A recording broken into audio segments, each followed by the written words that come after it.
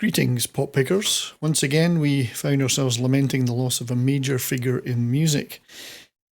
Evangelos Odysseus Papathanasiou, and forgive me for mispronouncing that if I did, but better known to us all as Vangelis, passed away a few days ago at the age of 79.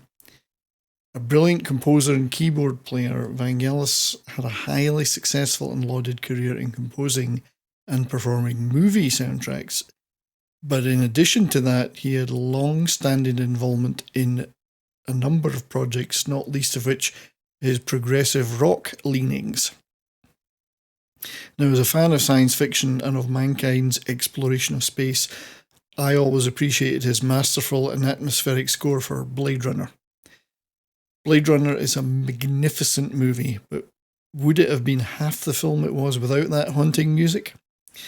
And Vangelis' soundtrack to Chariots of Fire made even running on a wet and windy Scottish beach seem romantic. His work with Carl Sagan on Cosmos and later his collaborations with NASA on compositions for various boundary-breaking space exploration projects seemed almost a perfect match given his pushing the boundaries of electronic music and the ethereal and otherworldly nature of much of his music. Indeed, Vangelis pioneered the one-man orchestra idea with his experimental use of synthesizers alongside traditional keyboards. I'm particularly interested in his background in progressive rock, though. He founded Greek progressive rock band Aphrodite's Child back in 1967, alongside drummer Lukas Sidiris, and singer and bass player Demis Roussos, who later went on to have many pop hits as a solo artist. Recording in Paris and London, they are, in my view, one of the more overlooked bands in the history of prog. In their short history, they recorded 3 albums and had several European hits. Songs like Rain and Tears, Spring, Summer, Winter and Fall, and It's 5 O'Clock were all beautiful little prog psych gems in the manner of, if we need a comparison, something like Procol Harum.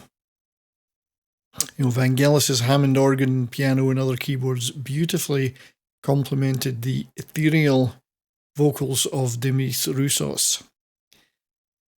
Their third and final album was 666. It's a double album with the concept of it based on biblical passages from the Book of Revelations, so exploring apocalyptic themes. Now, Vangelis drove this project in a more progressive direction away from the psychedelic pop of their previous releases, and this ambitious album took 3 months to record. It was completed in early 1971, but it didn't get a release until June 1972 as their record company Mercury thought it was too uncommercial. Now, they may have had a point in this assessment in that only 6 of the tracks across the double album have lyric vocals, for instance, and there are multiple musical styles, lush orchestration, increased use of elaborate keyboards, and many challenging arrangements. So not necessarily highly commercial fodder when placed against some of their European hits previously. However, it still contains, for me, several highly melodic tracks, and it's got some heavier rock pieces on there too. It's a seminal and quintessential progressive rock album, in my opinion. Quintessential being a really good progressive rock word. So I'm very keen to use that one. And it's an album that has been sampled and used for inspiration ever since.